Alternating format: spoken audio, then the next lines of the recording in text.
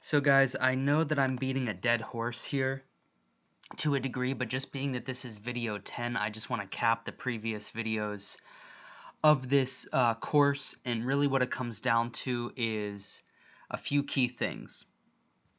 Keep it simple, but keeping simple is sort of, I don't know if a symbiotic relationship is the best word to use, or best phrase to use, but um, you want to keep it simple. So what I mean by that is use tools that are made available to you. New innovations in music, production, mixing, mastering, and music technology, as well as music business and music marketing, come out every single year, if not every single month, every single week, every single day. Now, it doesn't mean that you have to read every single article that ever comes out, but pay attention to major changes in the industry and things that might make your life easier. But the flip side of that also is, and not the flip side, but here's that symbiotic thing.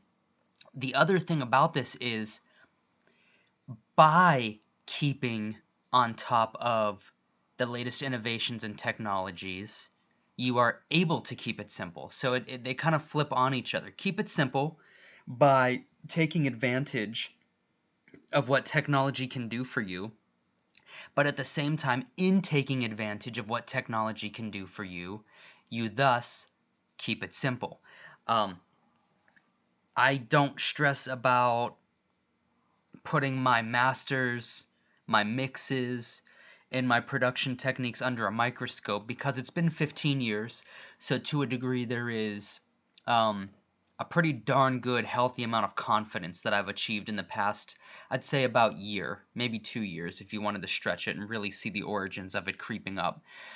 But you don't have to spend 15 years of paying for school, doubting yourself, having small breakthroughs, having major breakthroughs, having minor breakdowns, having major breakdowns, having all kinds of issues that basically have built me up into what I am today. It's going to happen anyways, but at least save yourself a few years by taking what I'm telling you and really squeezing that lemon, squeezing all the juice out of it to make a good lemonade as much as you can. And that just comes down to keep it simple. Um, know your techniques, which from the 30-day power production course, that's a great place to start because that's basically where I build all of my stuff off of. And we will get into an advanced version of that here in this course. But know your techniques, keep your techniques simple and effective.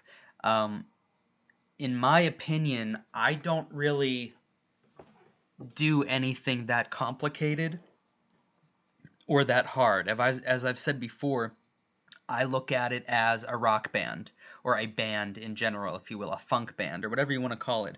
Um, there's drums, there's bass, there's a lead, which I guess you could call it a guitar, or any number of instruments in there. I usually sub out the idea of a guitar for a steel drum.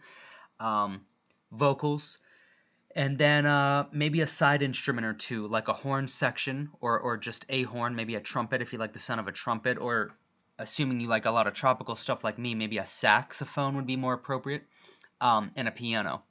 If you want to decorate around all that stuff with some layers, a classic saw wave preset or synth sound can never go wrong. It fills out the sound wonderfully.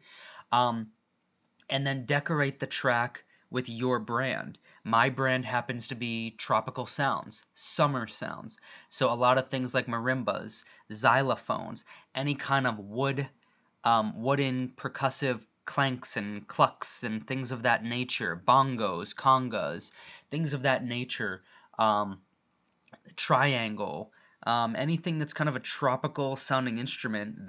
Those are my layers, but I don't go too crazy with them because it's just not necessary. So, and probably the biggest golden nugget of info I said right there is if you're gonna layer, think about layering with a saw wave, like I said, and maybe a piano. Those two things fill out the mix nicely, and you don't need to reinvent the wheel. And I think that's probably the best way to end this video is stop trying to reinvent the wheel. A simple chord progression that could be used in pop absolutely could be used in your track. Your melody on top of that harmony that harmony being your chord progression. Your melody on top of that does not need to be some super technical Dream Theater Rush guitar solo thing, odd timing thing. Just make it like pop music. Keep it simple, keep it catchy, keep it memorable. Stop having guilt that you're not trying hard enough just because I've shown you the keys to the kingdom, and now basically all of this can come easily to you by saving up, and maybe you don't need to save up, but by spending a couple $100s on the things that we mentioned. Couple Ozone products. Nexus is what I would recommend, but really basically all that really means is like any synth that is known for having great presets, or there's a company out there that is known for having great presets for that synth. I tend to like Nexus, and I can basically, with the swipe of a credit card, make any sound I pretty much want with Nexus. They don't limit themselves to just house or just dubstep, and everything they do, in my opinion, they do it right. They do it big. So it's not like, you have one really good preset pack for your synth that's house, but then it's really hard to find dubstep preset packs for your synth that are any good. And therefore your dubstep game suffers. Nothing suffers with me because I stick with Nexus. So keep that in mind, guys. Get rid of the guilt. Stop making it like you have to bleed and kill yourself just to make a great track. You don't. Put thought into it. Have fun with it. But at the end of the day, it's a dance track. And just do what you know, and do what I show you to do in this course, and you'll be fine. Where is my mouse?